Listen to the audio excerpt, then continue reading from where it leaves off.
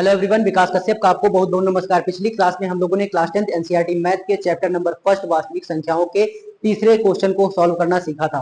Exercise 1.1 के तीसरे number question को सॉल्व करना सीखा था। आज की इस क्लास में हम लोग एक्सरसाइज 1.1 के चौथे नंबर क्वेश्चन को सॉल्व करना सीखेंगे। तो चलिए स्टार्ट करते हैं। देखो चौथा नंबर क्वेश्चन क्या कह रहा है, कह रहा है कि HCF of 306, 657, HCF of 306, 657 is equal to 9। कह रहा है कि 306 और 657 का एचसीएफ 9 दिया है। ठीक है, फिर कह रहा है कि 306 और 657 का एलसीएम ज्ञात कीजिए। तो देखो ज्ञात करने के लिए हमें एक प्रमेय याद है, हमने एक प्रमेय पढ़ रखी है इससे पहले। क्या कहता है कि एक प्रमेय कहती है कि दो संख्याओं का गुणनफल, प्रमेय क्या कहती है, दो संख्याओं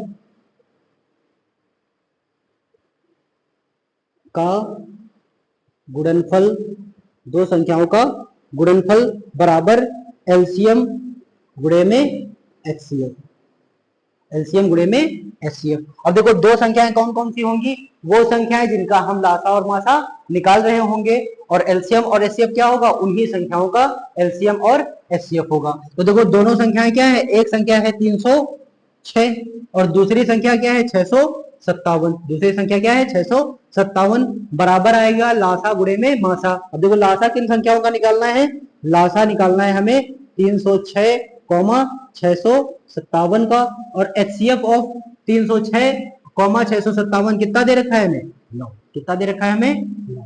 अब देखो हमें अगर इन दोनों संख्याओं का लासा निकालना है तो इस 9 को उठा के इस साइड भेजना पड़ेगा। अब देखो बराबर के इस तरफ अगर 9 गुणे में लिखा है तो बराबर के इस तरफ आके कैसा हो जाएगा, बटे में हो जाएगा। तो हो जाएगा 306 गुणे में 657 बटे में, देखो ये इधर गुणे में, इधर आके बटे में हो जाएगा 9। फिर बराबर आएगा एलसीएम ऑफ 306, 657। अब देखो इसको 6 से काटेंगे, देखो 6 से काटेंगे 306, 9 से, सॉरी 9 से 306 को काटेंगे तो 9 से 306 पूरा पूरा कटता है। देखो काटो, 9 एकन्नम 9, 9 त्रिक 27। अब देखो 30 से 27 घटेगा, कितना बचेगा 3, और 3 और 6 मिलकर हो जाएगा 36, और 9 चक्कू 36, 34 बार में कट जाएगा। अब बस क्या करना है, 34 को इससे गुणा करा दो, जितना आएगा वही क्या होगा, एलसीएम ऑफ 306, 657।